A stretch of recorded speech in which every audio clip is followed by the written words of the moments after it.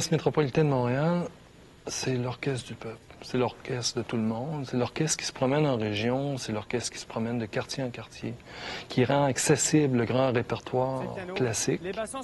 C'est un orchestre qui touche les gens de près, puis c'est un orchestre qui appartient aux Montréalais. C'est exactement ça. OK, alors on refait une version totale, intégrale. Et 2, et 1.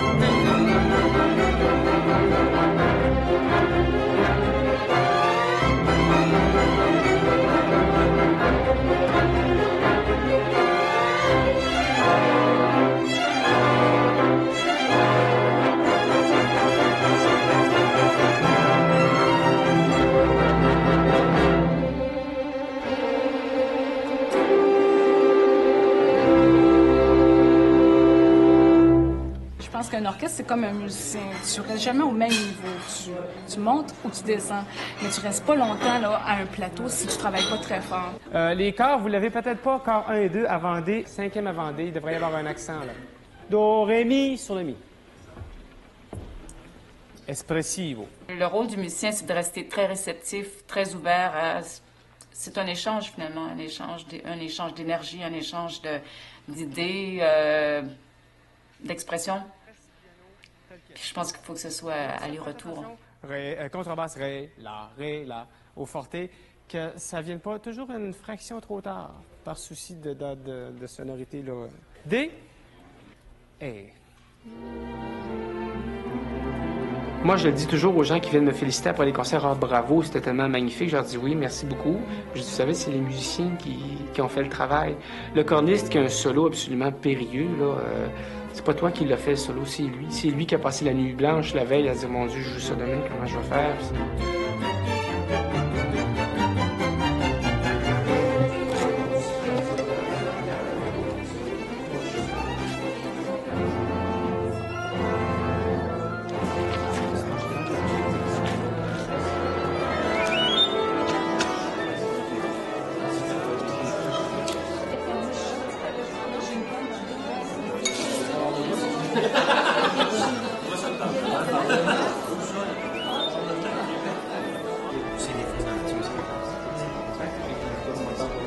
Mais c'est trop d'ouvrage de faire les coquelages là. C'est facile.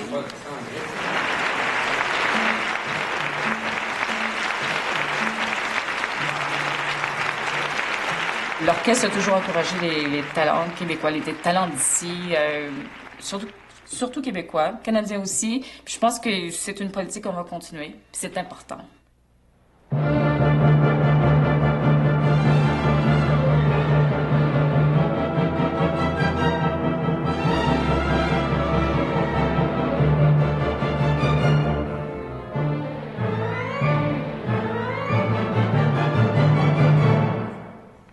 Je sais pourquoi j'aimais pas ça. C'est parce qu'avec le coup d'archet, tire, pouce, l'accent, il est piqué. Alors, on garde le coup d'archet, tire, pouce, mais on essaie de faire un accent en rond avec la noire.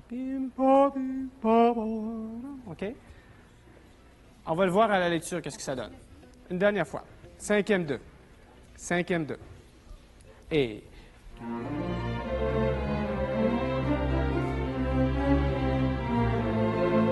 C'est mieux, ça s'en vient.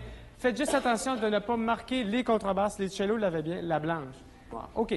Tout le monde, au complet, d'un bout à l'autre.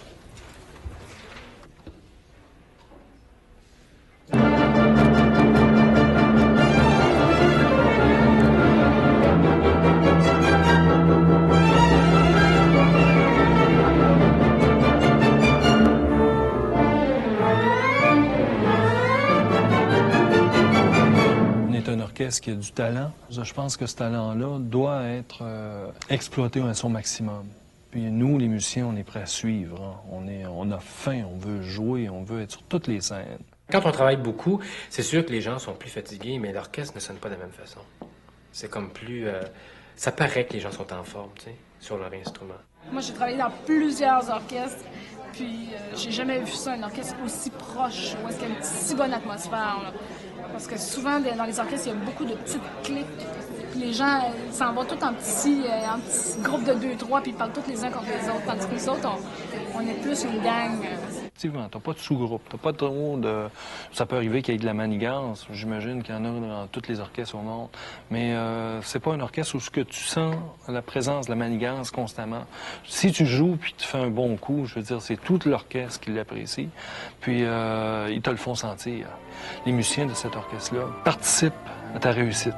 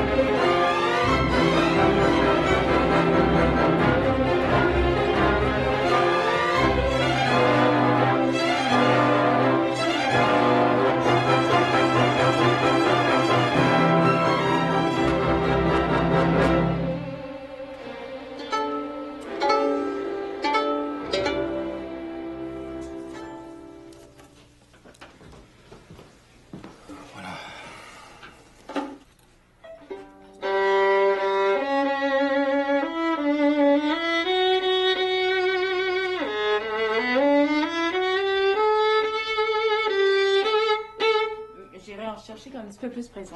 Juste un peu plus de fondamental, juste plus de colonnes. Avant de me voir, et avant que je sois saisi par elle, c'est un de mes violons qui avait frappé son attention. Dans un studio d'enregistrement, j'avais un violon fraîchement fait que j'ai amené là-bas. Au moment de la pause, j'ouvre mon étui, je fais voir le violon et Denise s'approche. Elle ne savait pas ce que c'était ce violon-là, rien du tout, mais elle prend le violon et elle se met et elle joue dans le studio, en plein centre du studio. Et il y a eu un moment magique. Quand elle a joué ce violon-là, tout le monde s'est arrêté, tout le monde s'est écouté. En prenant le violon, j'ai comme senti que ce violon-là était spécial. Puis je me suis mis à jouer, puis il m'est arrivé quelque chose que je ne m'était jamais arrivé avant. J'avais l'impression vraiment d'être portée par le son du violon. Presque, on m'aurait dit que tu touchais plus à terre, puis je l'aurais cru parce que le son était tellement fantastique. Alors le violon de Denis arrive comme ça, puis moi j'ai eu un gros coup pour ce violon-là. Elle avait joué le violon de façon telle que, disons, c'est le plus beau de ce violon-là, c'est elle qui sortait à ce moment-là en jouant. Et puis, moi j'ai eu tout de suite un coup de foudre immense. En sortant du studio, je me suis dit, merde, cette fille-là, je voulais bien la rencontrer. À cette époque-là, j'étais libre, j'avais aucune relation, et elle non plus. 2 ou 3 semaines plus tard, par hasard, je tombe sur elle. Et évidemment, à ce moment-là, j'en ai profité pour inviter madame à venir manger à l'heure du midi. Et ainsi de suite. J'ai trouvé ça sympathique. Ce que j'aimais de Denis, c'était ses intérêts. On a réalisé qu'il prenait soin de l'appartement de quelqu'un. Puis moi, je déménageais en face. Alors, je lui ai dit, quand je déménage, écoute, là, traverse, viens me voir. Puis ce qu'il a fait, le lendemain que j'ai déménagé, il est arrivé. Puis c'est drôle parce que j'avais vraiment l'impression que ça serait mon mari. J'ai même dit à ma mère, maman, j'ai rencontré mon mari. Et puis, voilà, on peut dire que la relation amoureuse a commencé à peu près dans les 2 ou 3 mois qui ont suivi ces événements-là. Et ça dure depuis.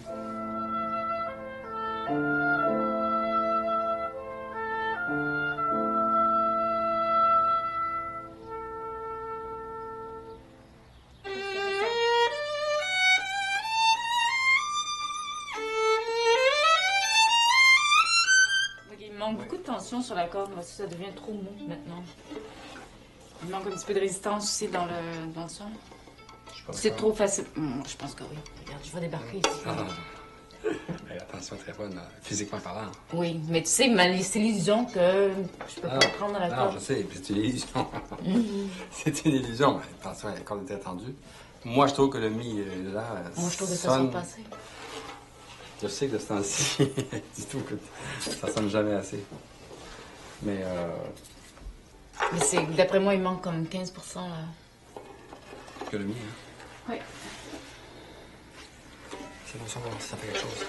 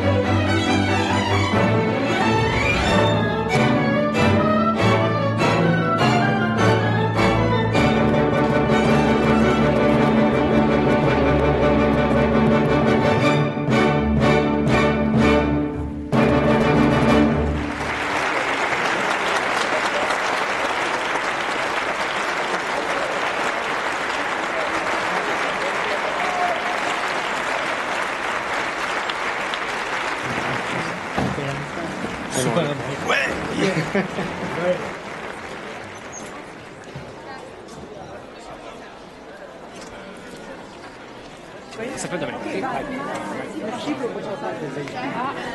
Après Mozart, as-tu aimé ça? Beaucoup. Oui. Ça ressemble au concerto d'Aubus, hein? Oui. Yeah. Salut. Au revoir.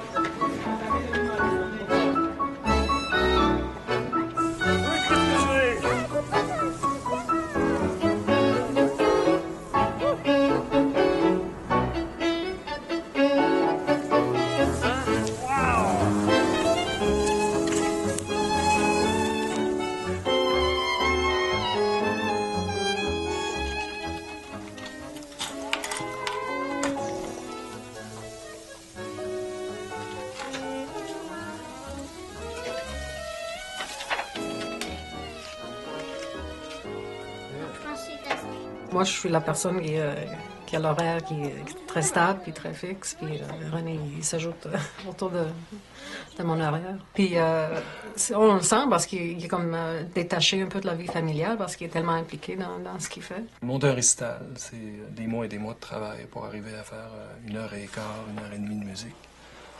C'est très intense. Je veux dire, c'est de la pratique. C'est des push-ups. Je sais que lui, il se sent un petit peu nerveux aussi en premier, quand il est juste sur la scène et en avant de tout le monde. Et ça devrait être vraiment épeurant quand il fait le solo. Marika ne comprend pas encore, mais Félix comprend très bien. Il voit les moments de tension intense. Là. Il m'a dit qu'il demande à son papa de l'aider. Même s'il est mort, il peut l'aider quand même. Quand tu as beaucoup de pression, je veux dire, ça paraît partout. Hein? Je veux dire, ton esprit est capté par ça, puis il faut que tu apprennes à te dégager. Je veux dire, il y a des moments où juste jouer, t'asseoir, puis faire du dessin avec ta fille, c'est un moment privilégié, puis souvent, tu te sers de ça pour laisser aller la vapeur. Hein? Il ne va pas tous les jours. Un peu de lavage. À chaque fois que je fais ça, que je vais monter un solo, pour jouer, ou même un récital, à chaque fois, les semaines avant, je dis c'est la dernière fois. C'est toujours la dernière fois jusqu'au moment du concert. Puis quand au moment du concert, ça arrive, puis là, en général, je veux dire, tu transcendes tes émotions, tu arrives au concert, là, t'es flamboyant, tu rentres sur scène, tu as toute l'énergie des semaines et des mois avant, ben là, je veux dire, là, ça fonctionne. Mais il y a une angoisse incroyable à arriver à ce moment-là. Quand un coup que j'ai les pieds sur scène, là, je suis correct. Le fun commence. Mais c'est de me rendre là qui c'est intolérable. Voici, moi je m'en vais travailler. Ça, c'est un bon scénario.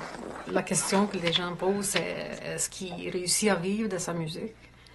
Puis là, je dis oui, il fait ça à temps plein. Puis ils sont comme surpris de savoir que c'est possible de gagner sa vie en faisant de la musique.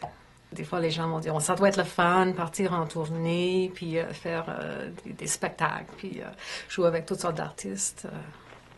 C'est sûr que tu es dans peut-être une ville étrangère, mais t'as souvent des répétitions, des concerts. Ils ne savent pas qu'une tournée, c'est comme n'importe quel autre job.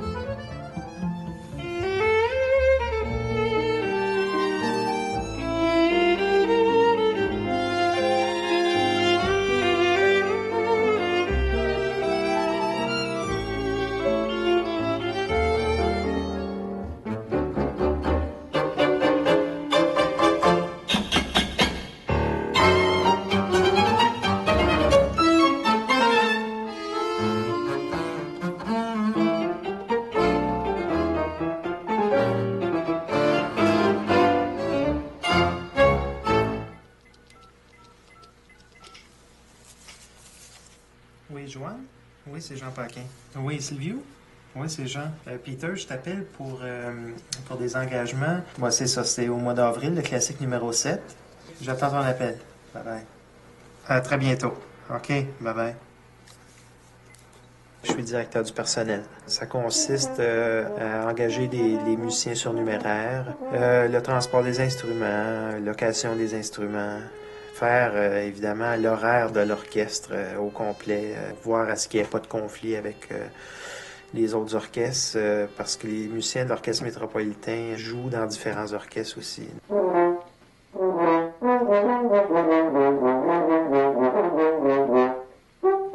Quand le chef a fait sa programmation, on m'envoie la programmation ici. Et puis là, je sors les orchestrations pour dire, bon, tel concert, ça va nécessiter 72 musiciens. Puis tel autre concert va en nécessiter 64.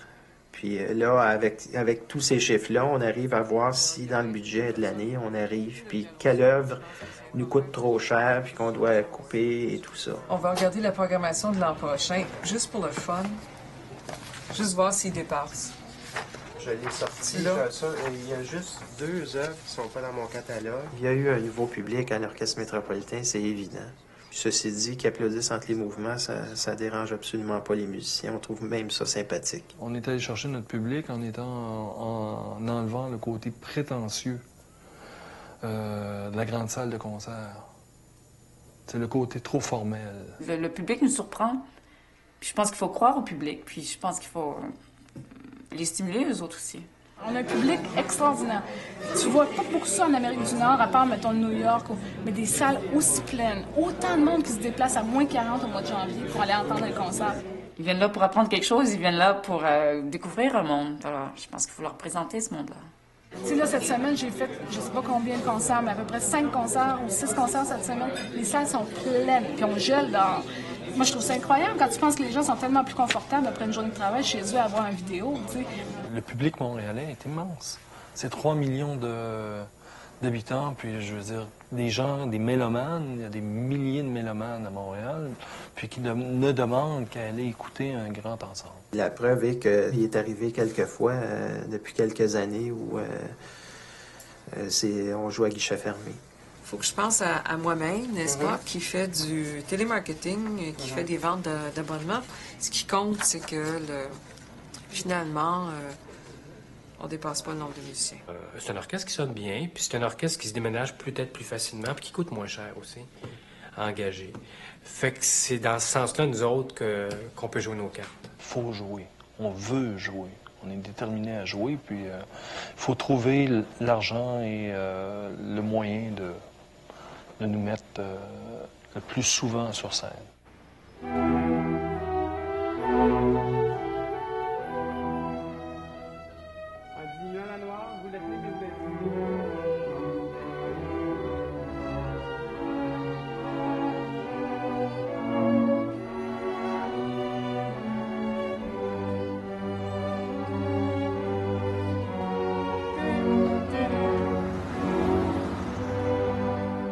2.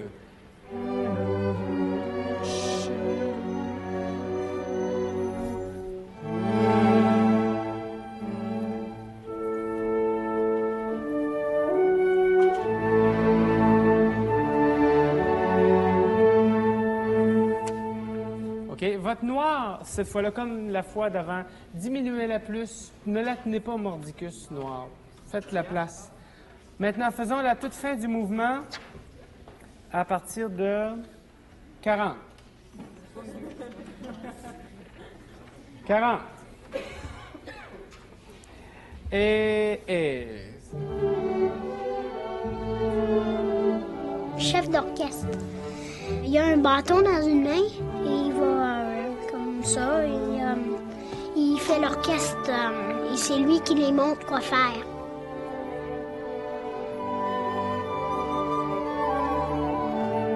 Sur le temps. La petite lettre doit être attaquée vraiment sur le temps. Quand il veut doux, il met son bâton en bas. Quand il veut vraiment, il veut ça plus fort, il fait comme ça. Et avec son bâton, et l'autre main, il juste la met dans les airs.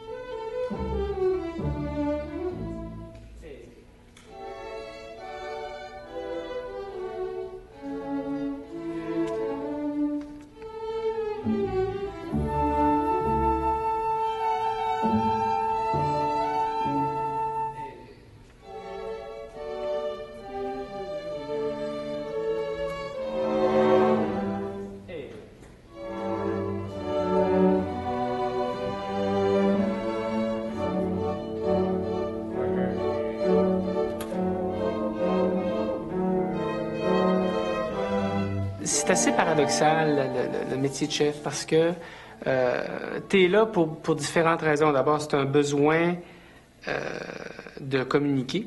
C'est un besoin de partager sa vision musicale avec des musiciens. Alors, quand on travaille, on est entouré de monde. Mais, assez curieusement, le chef est une personne seule. Mais spontanément, il y a une distance qui s'installe entre le chef et les musiciens, qui n'est pas nécessairement malsaine. C'est comme si le personnage du chef doit rester un peu à l'écart, et les musiciens aussi, pour qu'il y ait cette espèce de respect mutuel. On recule de quelques lignes. À E, corps 1 et 2, ce serait important de faire ressortir la petite double. On est comme des enfants d'école. Hein. Je veux dire, c'est un groupe. Dans une école, ben, nous autres, on est assis en arrière. Fait on est plus indisciplinés que ceux qui sont en avant, proches du chef. Fait que t'as besoin de... On est comme des enfants, c'est plate à dire, mais c'est comme ça. À n'importe quel orchestre, que ce soit les plus grands orchestres au monde, c'est la même chose.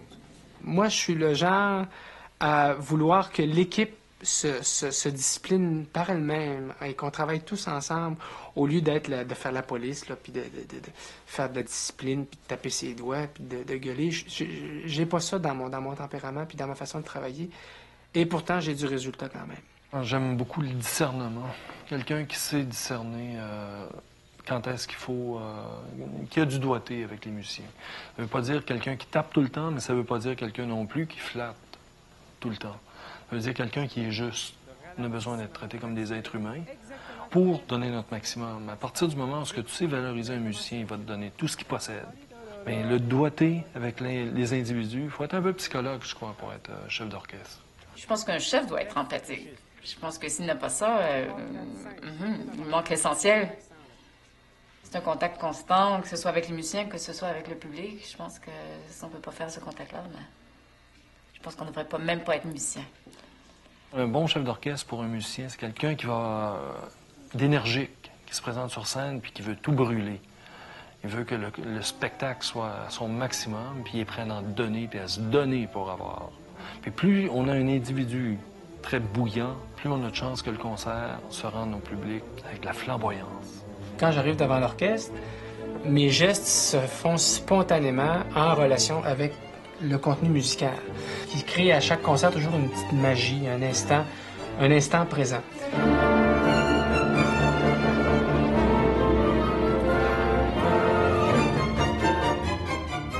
Je pense que l'admiration n'est pas indispensable, mais c'est avant tout un grand respect de sentir ses convictions musicales, de sentir qu'il peut nous amener très loin, le sentiment qu'on peut s'oublier, puis juste s'abandonner pour la musique, là, c'est un désir commun d'accomplir quelque chose de grand, d'excellent. Le chef, lui, doit au départ, à partir de l'instant où il commence à répéter, avoir tout de suite son idée très nette et très claire du résultat qu'il va obtenir. Le musicien d'orchestre, lui, il arrive à la répétition et si on est chanceux, il va avoir travaillé sa partie, les notes, il va avoir appris toutes ses notes, mais lui, le contexte de l'œuvre, la musicalité que le chef va imprimer, il ne la connaît pas jusqu'au moment de la première répétition. Ce qui m'intéresse, par exemple, chez un chef, c'est de voir comment il conduit sa répétition, comment il construit une pièce de musique. On fait une lecture, bien sûr, mais après ça, c'est comme on analyse la pièce, on la dissèque, puis on la reconstruit. Puis ça, moi, je trouve ça fascinant de voir travailler un chef. Dans le fond, un bon chef d'orchestre pour un musicien, c'est quelqu'un qui sait vulgariser, même si on est des spécialistes. On est des spécialistes de notre instrument, on écoute très bien ce qui est autour, mais c'est quelqu'un quand même qui sait vulgariser le texte, la globalité du texte musical. Tout doit se passer dans les mains du chef, dans le visage, dans un peu l'expression corporelle. Et un chef qui a une grande technique va être un chef qui va être capable de, ni plus ni moins, là, transcender les musiciens ou les faire jouer quasiment contre leur gré d'une telle façon plutôt que d'une autre.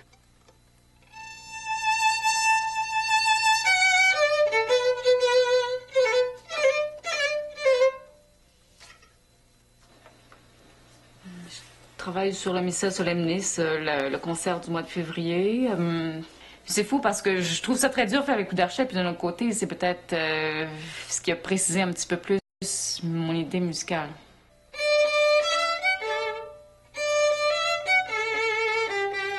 C'est pas comme des compositeurs contemporains, là. On peut pas téléphoner à Beethoven et dire exactement quelle sonorité, quel tempo avais-tu en tête. Souvent, le chef n'est pas non plus... Je peux pas lui téléphoner à chaque occasion, c'est de faire des longues listes. C'est une longue réflexion sur la pièce. Il y a un aspect aussi, bon, comme par exemple, Missa Solemnis, on va jouer dans une église. Alors, c'est pas nécessairement un même... C'est une église sonore où j'ai besoin de plus de précision d'attaque, par exemple. Un son très, très direct. C'est pas la même chose que de jouer dans une salle sèche où là, je vais utiliser peut-être plus d'archet, puis je vais essayer d'arrondir le son par les coups d'archet. Tandis que là, j'essaie de préciser le son par les coups d'archet. Le legs de Beethoven à la Missa Solemnis est d'autant plus riche que c'est comme si le compositeur nous laissait une partition avec tout codé, mais pas de code. Faut trouver le code. Faut comprendre comment il a écrit son affaire. Puis une fois qu'on l'a trouvé, ça s'illumine et on a trouvé ce chemin-là, si on veut.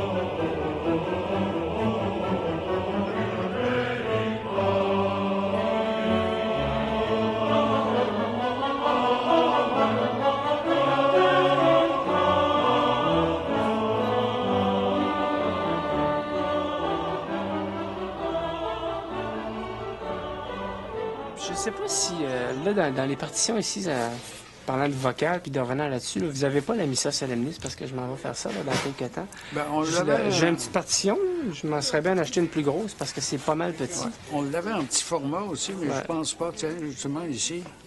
Mais c'est ça, c'est une réduction. Ça, c'est le chant, pour, là. Vocal, chant et piano. Chant et piano. Ma première réaction face à la Missa Solemnis, ça a été une réaction de me retrouver face à face avec un monument. C'est peut-être l'œuvre la plus grandiose de Beethoven. Bon, évidemment, on parle tout le monde de la 9e symphonie, tout ça. Mais dans le fond, je pense que l'œuvre qui pose le plus de problèmes, l'œuvre qui est la plus secrète, puis en même temps la plus universelle de Ludwig van Beethoven, c'est la Missa Solemnis. Donc, quand on m'a dit que j'allais faire ça, ça a été comme une espèce de... Je dirais pas une crainte là, ou une peur, mais c'est genre, ouais, là, c'est sérieux. Là. Je m'embarque dans vraiment quelque chose de monumental. Ça prend un chef fort, ça prend un chef convaincu, ça prend un chef là, qui a sa musique dans lui. Si un chef se pose encore des questions, c'est certain que l'orchestre va sentir ça. Quand on commence les répétitions avec l'orchestre, le travail d'assimilation de la partition il est terminé, il est fait. Ton œuvre, tu l'as dans la tête, dans le cœur, tu sais où tu veux aller. C'est plus le temps là, de te poser des questions, je fais ça plus vite, moins vite, c'est fini. Alors, le travail est vraiment mental dans le sens où ça se fait au bureau, ça se fait assis avec la partition, et c'est un travail purement d'intériorisation de la musique. Sa version à ce moment-là, le soir du concert ou à la répétition, c'est la version à laquelle il croit. Bien sûr que dans une semaine, dans un mois, ça peut être différent. Puis c'est d'être authentique, puis d'être sincère, puis d'être complet, là, d'être entier. La Missa Solemnis que je ferai, ça ne sera pas la Missa Solemnis de Beethoven J. Lauger. Ça va être la Missa Solemnis de Beethoven, mais la façon dont moi je l'ai comprise. Et non pas d'une façon tournée vers moi, mais vers lui. Qu'est-ce qu'il voulait dire? C'est quoi que lui voulait exprimer? Puis c'est ce que le chef doit toujours chercher à trouver. C'est une œuvre qui, de toute façon, a absolument besoin de musiciens matures.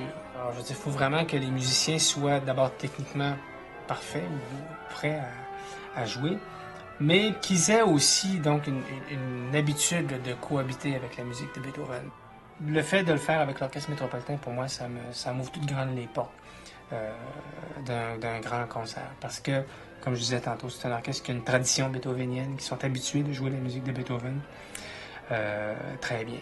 Donc là-dessus, je pense que c'est le mix parfait, il n'y a pas de problème. Le grand défi du musicien, c'est de se détacher de sa partition. Tu as tellement à faire dans l'immédiat que tu pourrais juste te contenter d'avoir ta tête dans la partition puis de jouer tes affaires correctement, puis je veux dire, tu en as plein les bras. Si tu veux transcender réellement, il faut que tu te dégages de cette partition-là pour pouvoir être dans le collectif, puis bien écouter ce qui se passe autour pour pouvoir être en symbiose avec l'ensemble.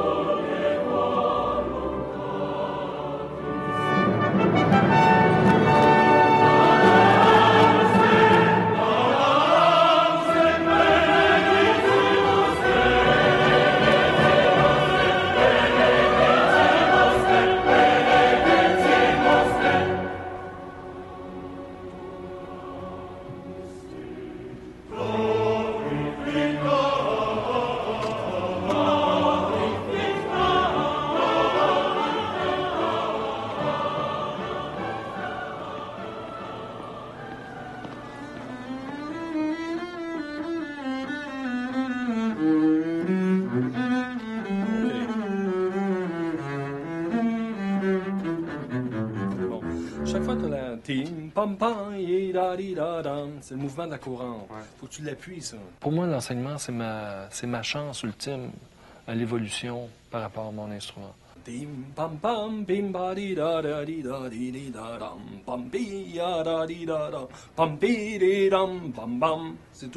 C'est répétitif, ça revient partout dans cette musique-là. Sors-le bien. Un élève a beaucoup de talent, je veux dire, il fait tout le travail pour toi. Un élève en a un peu moins, je veux dire, c'est toi qui fais tout le travail.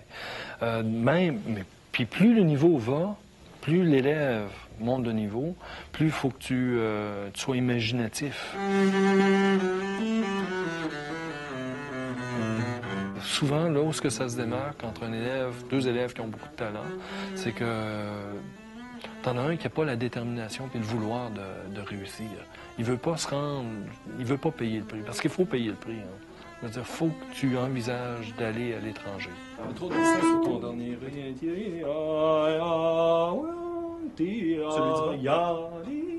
Au niveau de l'enseignement de la contrebasse, il y a beaucoup de choses dans les 10 dernières années qui se sont passées. Les techniques ont changé, on a changé beaucoup à cause du perfectionnement des luthiers. C'est un instrument qui évolue énormément. Le répertoire évolue, les gens composent de plus en plus pour la contrebasse. Et la qualité des instrumentistes fait qu'on prend de plus en plus de répertoire à d'autres instruments.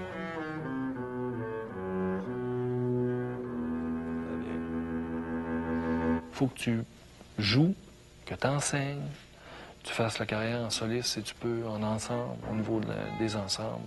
Tout ce que tu peux faire, tu le fais. Puis t'en fais profiter le plus de gens possible autour de toi.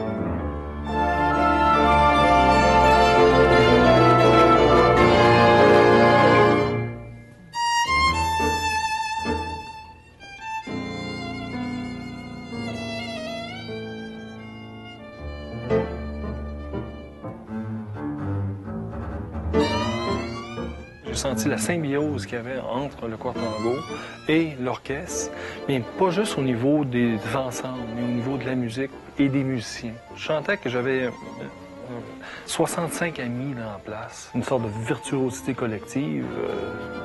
C'est une passion. Dans le tango, je veux dire, on participe à l'émotion, on est à part entière avec le côté émotif. C'est le désir d'aller plus loin aussi.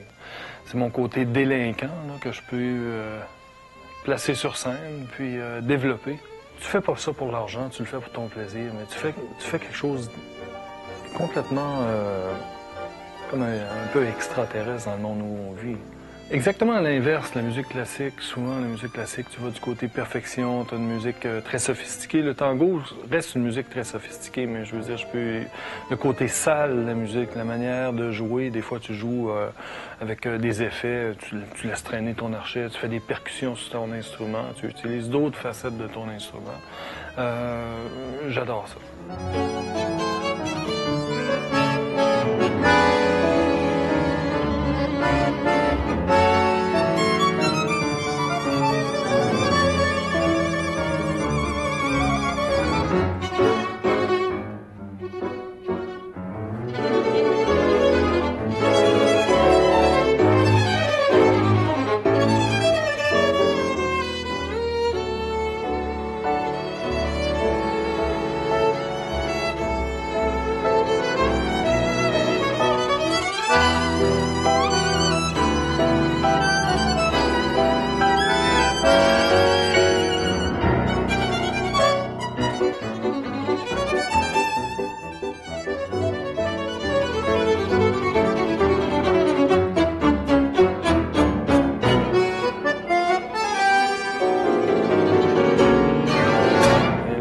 c'est juste un moyen d'arriver à ton but.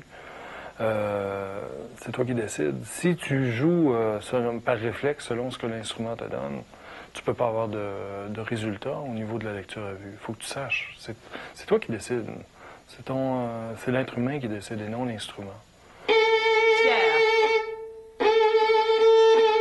OK, très bien, mais maintenant, détends tes épaules, ton cou. Je stresse un peu, là.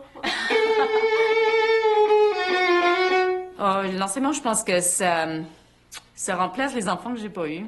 C'est comme ça devient un petit peu ma famille.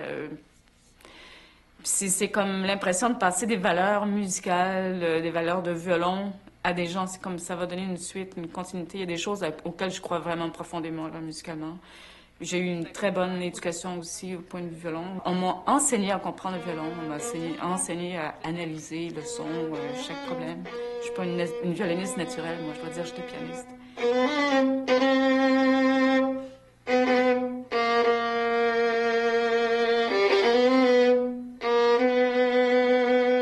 OK. Quand on commence à être violoniste sérieusement à 14 ans, c'est très tard. Les enfants commencent à 5 ans, 6 ans. Ça, c'est le bon âge pour commencer. Alors, j'ai dû faire après ça un rattrapage, mais ça m'a appris à enseigner, ça.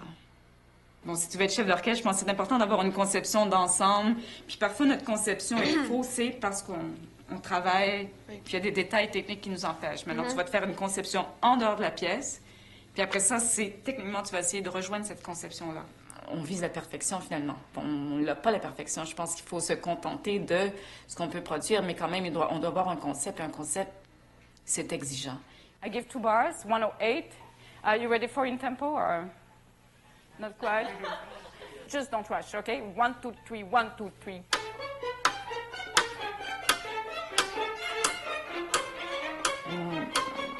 Moi, je fais des sectionnels à McGill, puis je sais que les élèves aiment ça quand on est exigeant, puis qu'on est dur. Pas dur pour être dur, mais juste exigeant. Puis dire, le niveau professionnel, c'est ça qu'on veut avoir.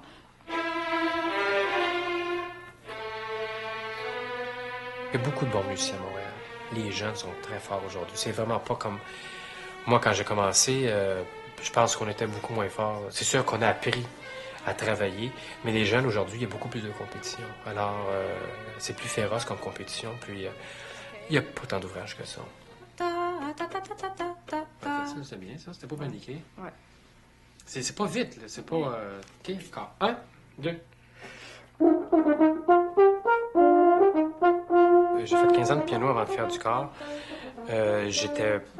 J'étais bon en piano, mais j'étais pas génial pour devenir un grand soliste, par exemple. Finalement, j'ai décidé d'étudier encore, mais j'avais déjà mon permis d'enseignement pour le piano. Alors, j'ai pas beaucoup d'élèves, j'en ai quelques-uns. Et étant donné qu'on voit beaucoup de répertoires en orchestre, on connaît quand même beaucoup les compositeurs, donc ça nous donne une bonne idée de comment enseigner l'interprétation aux étudiants.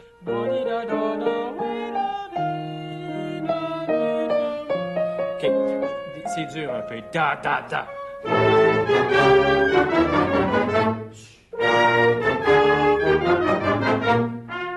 Depuis 89, je suis directeur musical de l'Harmonie de Saint-Bruno. Ce qui est bien, c'est que j'ai quand même touché à tous ces instruments-là.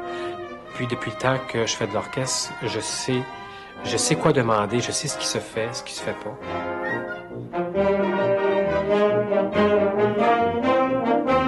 C'est sûr que j'ai affaire à des musiciens amateurs. J'ai des gens qui sont... Ça va vraiment de 16 ans jusqu'à 72 ans, un peu plus. Et on voit du répertoire classique, on voit un petit peu de jazz, on voit la musique de film, toutes sortes de choses qu'on fait. Puis, de toute façon, j'adore ça.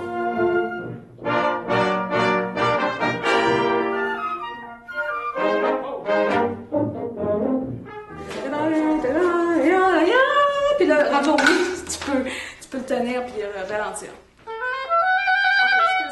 Plus vite, les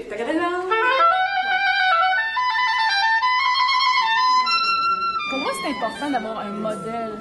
Puis maintenant, j'enseigne, puis je me rends compte que moi, je suis un modèle pour mes élèves.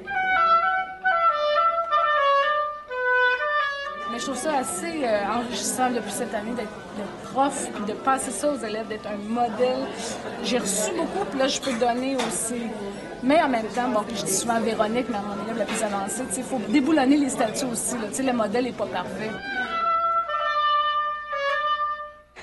Véronique, elle a avait joué avec l'orchestre de l'Université de Montréal, puis moi, je suis allée en tant que professeur écouter ça, puis j'avais mon calepin de notes, puis je notais toutes sortes de choses.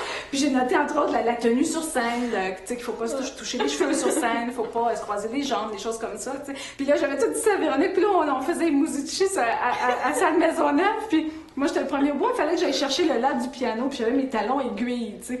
Puis là, je m'en vais chercher le la, puis la salle est pleine de monde, puis là, j'étais avec le talon aiguille, puis le talon aiguille a pogné dans le plancher, fait que j'étais obligée de me pencher puis d'ôter mon soulier devant toute la salle, qui est partie à rire. Puis là, Véronique a dit, bon, c'est beau la tenue sur scène, Lise. C'est pas fameux, tu sais, je te donne -2. Si tu achètes un hautbois au magasin puis tu t'en vas avec ça chez vous, tu peux pas jouer du hautbois. Il te manque la partie la plus importante, qui est, on appelle ça l'anche du hautbois. Et puis c'est la vibration entre les deux morceaux de roseau de l'anche qui fait le son du hautbois. Puis ça, on rentre ça dans le hautbois. Puis on se met ça dans la bouche, on souffle, puis c'est là qu'il y a un son qui se produit. Sauf que l'anche en question, il faut qu'on la fasse nous-mêmes. Alors c'est sûr, quand tu commences à jouer du hautbois, t'es pas au courant de ça, parce que je pense qu'il n'y aurait pas beaucoup de candidats. En général, quand on commence, il y a une anche dans la boîte, puis là, on n'a aucune idée que les milliers d'anches suivantes, ça va être toi qui vas les gratter. Parce que l'art de faire des anches, ça se perfectionne. Puis chaque hautboïste a sa façon personnelle. Ça prend beaucoup d'années. Je dirais que ça prend autant d'années à apprendre à bien faire les anches, autant d'années que de jouer du hautbois. Ça vient avec un paquet de frustration aussi, parce que moi aussi, j'aimerais ça commencer le matin en faisant tout de suite des gammes, puis en pratiquant.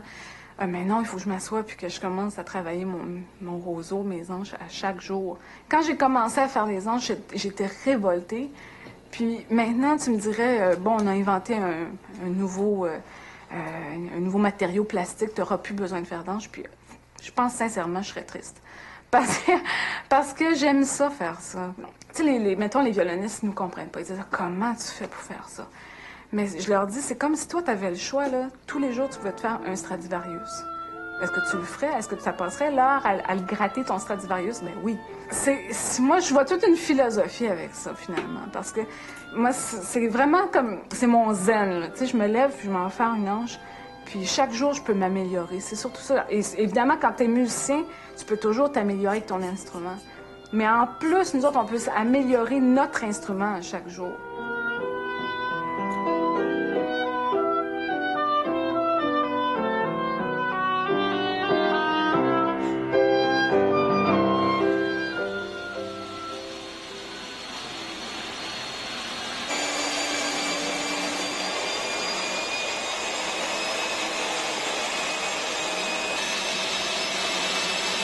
J'achète du bois maintenant que je vais utiliser dans 10 ans, 15 ans, 20 ans, si je suis encore de ce monde.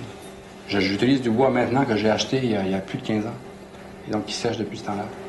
Mais le savoir-faire prime sur la vieillesse du bois. On peut avoir du très beau bois, très vieux, mais si on ne sait pas le travailler, ça ne sert à rien. Pour l'épicéa, qui est là, l'épicéa c'est l'épinette, j'ai du bois qui vient principalement de Suisse. J'ai acheté du bois de très haute qualité, du bois pour environ 70 instruments. Et pour moi, ça, c'est très précieux parce que c'est pas facile d'avoir accès à du bois de cette qualité-là.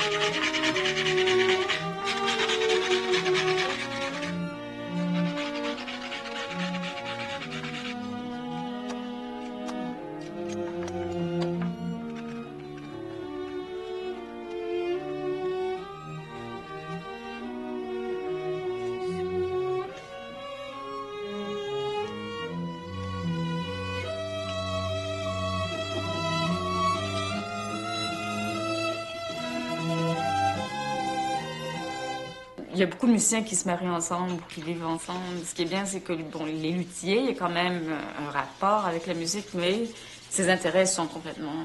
Je fais des violons, c'est mon travail, mais je suis pas fanatique du tout. En dehors de mon atelier, j'y pense jamais. Hein. C'est bien parce que ça me force à sortir de la musique. Parce que, au fond, la musique, c'est... Écoutez, je me réveille la nuit, puis je pense à ça. J'ai encore des pièces dans la tête. Là, on a joué un concert il y a 2 jours. Puis la nuit, je me réveille, ou bien je rêve à ça, ou bien je me réveille, puis je repasse encore les pièces. Ça prend du temps à sortir ou rentrer, ou je pense encore à la pièce qui s'en vient. C'est comme toujours présent, bon. Ce qui est difficile, je pense, dans le poste de violon solo, c'est la pression qui vient de l'extérieur. Alors, c'est ça qui fait qu'à un moment donné, je pense que les nerfs peuvent en prendre un coup.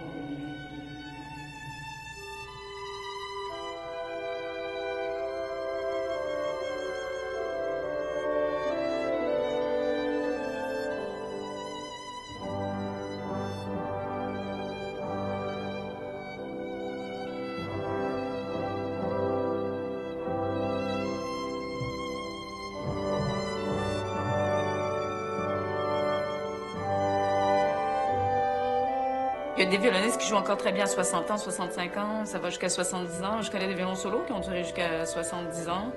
Moi, j'aimerais ça commencer à me retirer vers 55 ans, tranquillement. Peut-être faire plus d'enseignement à ce moment-là. Mais je recule ça de 5 ans en 5 ans, de ce temps-ci.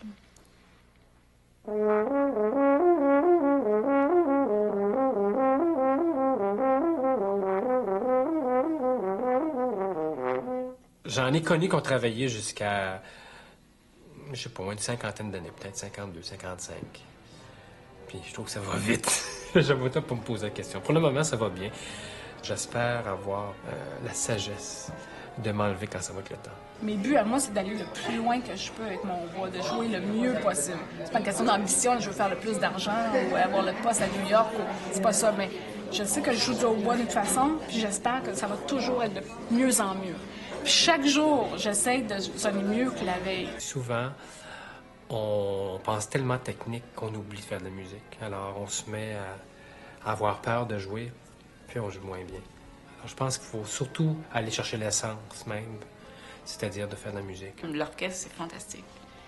L'impression d'être dans un orchestre, d'avoir tous les instruments qui sont là, puis d'entendre. On découvre une pièce, mais ça a une autre dimension, hein. J'adore ça. Encore.